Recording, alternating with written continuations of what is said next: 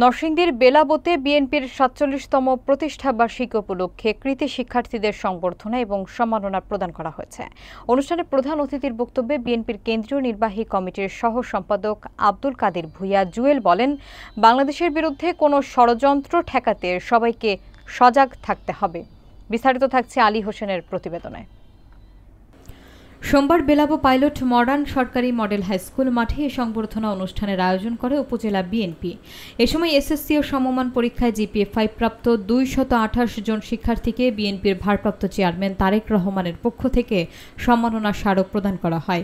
অনুষ্ঠানে প্রধান অতিথি আব্দুল কাদের ভূঁইয়া জুয়েল বলেন, দেশের স্বাধীনতা ও গণতন্ত্র রক্ষায় ছাত্র সমাজ সবসময় অগ্রণী ভূমিকা রেখেছে। তিনি উল্লেখ করেন, ভাষা আন্দোলন, মুক্তিযুদ্ধ, 90-এর গণ অভ্যুত্থান থেকে শুরু করে সাম্প্রতিক আন্দোলনেও শিক্ষার্থীরা গুরুত্বপূর্ণ ভূমিকা রেখেছে। বিএনপি যতবার ক্ষমতায় এসেছে ততবার মানুষের অধিকার ও উন্নয়নে কাজ করেছে বলেও তিনি মন্তব্য করেন। জেলা বিএনপির সাবেক প্রচার সম্পাদক মঞ্জুর মোর্শেদের সভাপতিত্বে ও এস.এম. শৈবাল হোসেনের সঞ্চালনায় অনুষ্ঠিত সভায় উপস্থিত ছিলেন জেলা যুবদলের সহ সভাপতি আলহাজ মাসুদ রানা, সহ সাংগঠনিক সম্পাদক মোহাম্মদ বিল্লাল হোসেন, উপজেলা বিএনপির যুগ্ম আহ্বায়ক সরদার জাকির হোসেন, স্থানীয় ইউনিয়ন বিএনপি ও অঙ্গ সংগঠনের নেতৃবৃন্দ। আলোচনা শেষে প্রধান অতিথি শিক্ষার্থীদের হাতে সম্মাননা স্মারক তুলে দেন। অনুষ্ঠানে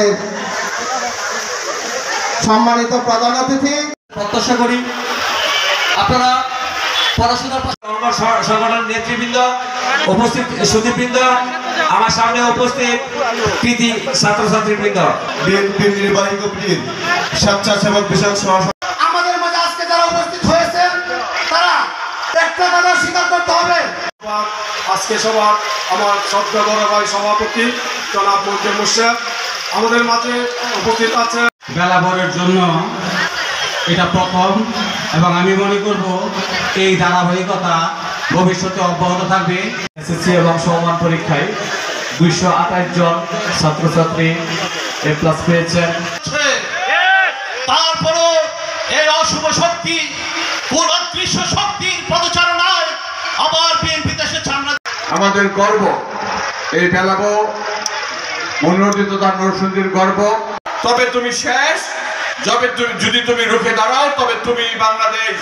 যারা তারেক রহমানের পরিপূর্ণ সুস্থতার পাশাপাশি উনি যারা দ্রুত বিশেষ হয়েছে যে আগামী দিনে যারা বাংলাদেশকে তৈরি করবে, আগামী দিনে যাদের নেতৃত্বে বাংলাদেশ বিশ্বের দরবারে মাথা উঁচু করে দাঁড়াবে, জ্ঞান বিজ্ঞানে চেয়ারপারসন, 3 বারের সাবেক সফল প্রধানমন্ত্রী, বাংলাদেশের 18 কোটি মানুষের ঐক্যের প্রতীক।